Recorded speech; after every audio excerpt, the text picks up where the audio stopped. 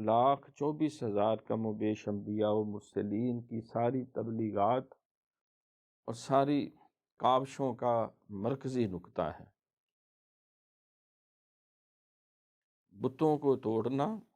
اور توحید کا اعلان کرنا۔ گرچہ بت ہیں جماعت کی آستینوں میں مجھے ہے حکم ازاں لا الہ الا اللہ۔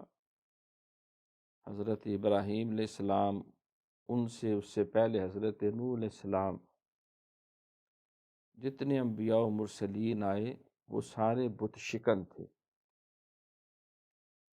کوئی بھی بت فروش نہیں تھا، کیونکہ انسان جو ہے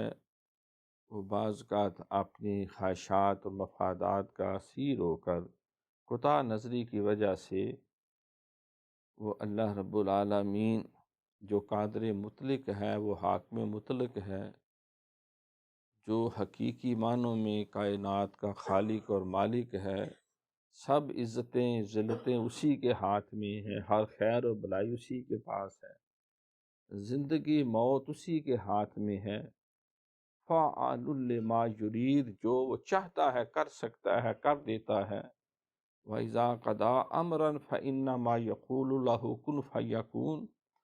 وہ کسی نبی، کسی رسول، کسی فرشتے، کسی مخلوق کا محتاج نہیں اپنے وجود میں، اپنی صفات میں،